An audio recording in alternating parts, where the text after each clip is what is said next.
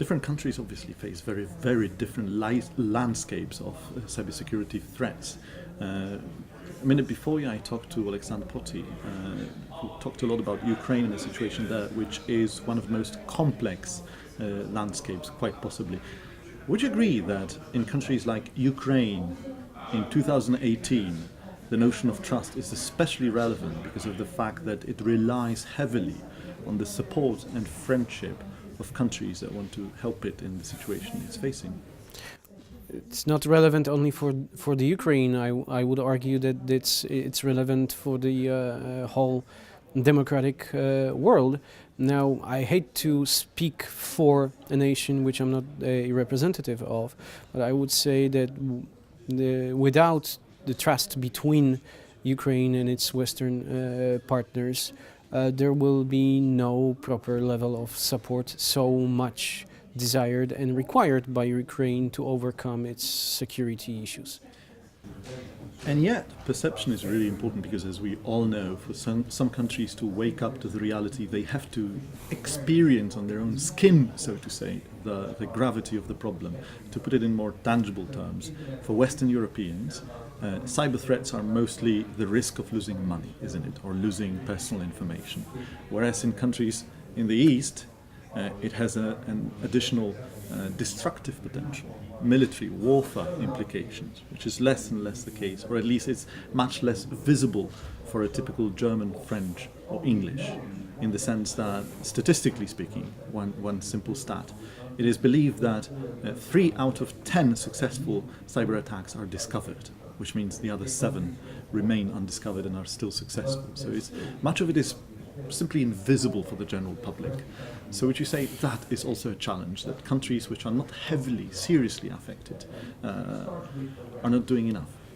Well, it's not that the countries that are not seriously affected are not doing enough. I would argue that these nations, these countries are actually doing sufficiently or doing enough in order to preserve themselves from serious cyber threats. Of course, one cannot eliminate every single threat possible. And of course, the perception of the Western societies is that the main threat in cyberspace comes from the criminals.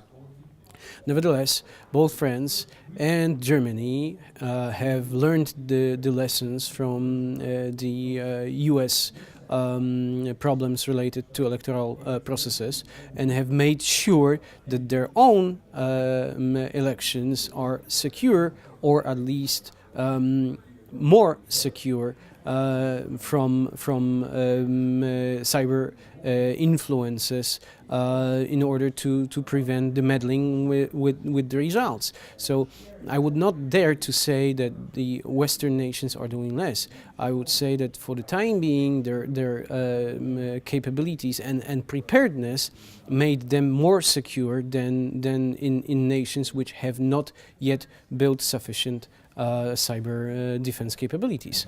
Which is a very promising conclusion, because from there, what you've just said, we can conclude that the silo effect is no longer that much, and that cooperation is really becoming a very tangible concept across the nations, not only in Europe but internationally. Well, the cooperation is there, and in fact it was the common theme or the main theme of the NATO-EU joint declaration signed during the Warsaw Summit in 2016. Without the cooperation between NATO and non-NATO member states, without the cooperation between NATO and other organizations such as the UN, European Union, which is a strategic partner, but also the OSCE, the cyber defense capabilities would be far more difficult to develop than it actually is. And once again, the common theme or the main theme here is trust and information sharing. The information sharing is actually the prerequisite for proper cooperation in the cyber defense arena. You have been a truly astute observer of the public debate along the different editions of CyberSec. Come 2018, we are ahead of the autumn edition of CyberSec, the biggest edition internationally in Krakow. If I were to ask you perhaps the toughest of all these questions, and that is, at the end of a conference like this, in Brussels, at the heart of the policy-making powers of this continent, what would be the one thing that you still find missing, that you would like to be the number one deliverable from an event like that, where multiple stakeholders meet and discuss all day long? You mean in terms of the event or the outcomes? The outcomes, of course, not the event. I mean, one thing that you believe would contribute significantly to positive change for the future. The political will to actually enhance the information sharing, the mutual trust among and between the key stakeholders, not only with regards to nations and states, but also between states and international or global companies, between governments and private sector. Mutual trust, information sharing, which in turn leads to threat intelligence sharing. This is the key.